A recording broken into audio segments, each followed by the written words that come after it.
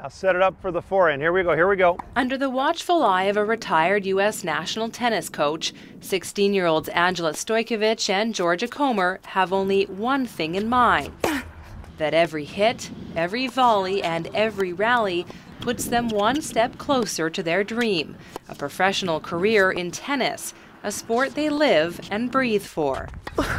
And who best to know whether those dreams will come true than Mike Best, a retired player, now coach, who, after seeing a lot of talent and potential 3 years ago, is coaching Andjela, one of the top players on Vancouver Island. My whole family's pretty into tennis, so I just started going out with my dad and my brother and just kind of hitting with them, and then eventually I went to the BC Games, and it's an amateur tennis tournament. I really love it. Born in Serbia, she's been playing tennis since she was 8, half her life. And now she sees a future in her skills, hoping one day to make it to the big stage. If the opportunity comes up, if it arises, then maybe play a few professional tournaments, but yeah, we'll see how it goes. High top spin, move in behind it. Andjela practices 2 to 3 hours a day and balances all that with arts and academics, a 6-day week at Brentwood College in Mill Bay. Her coach says she's got a lot of potential, but now it's time to turn up the heat. It's a big field out there. There are a lot of countries that have come up now and are playing very well. They have a lot of good training programs in Spain and France and so forth, so it's very difficult to get a gauge of how good you have to be. So for her, I think the importance now is to start playing International Tennis Federation events all over the world. Right now, Andjela is looking at about 30 to 40 colleges in the U.S., and that number will be whittled down to about 10.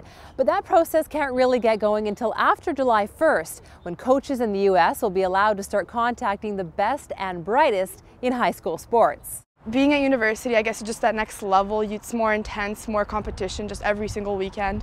And I think it would really, I'd have the resources and I'd have the opportunity to kind of reach my potential.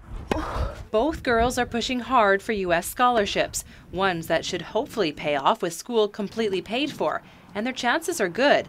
Roughly 35% of students at Brentwood College land scholarships to the U.S. Well, it's no secret, really. We've got a very, very good coaching staff in all of our major sports, and after that, it's just a lot of hard work. There's no secret to it. It's good coaching and hard work. Brentwood Bay College has been a boarding school since the 1920s and moved to this location in Mill Bay in 1964. In 1975, the school turned co-ed, and with students from 30 countries around the world, it's developed a reputation as a sports powerhouse, especially in rugby and rowing. National titles every year.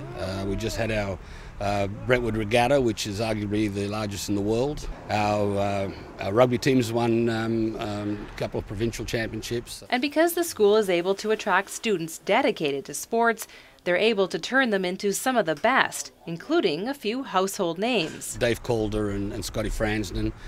We've had numerous Olympic athletes medal from Brentwood. And as I mentioned, half the 8 at the Sydney Olympics were Brentonians. And these Brentonians are also hoping someday to be among that elite group and elevating the college's tennis program at the same time. In Mill Bay, I'm Nikki Ewanyhyn for The Daily.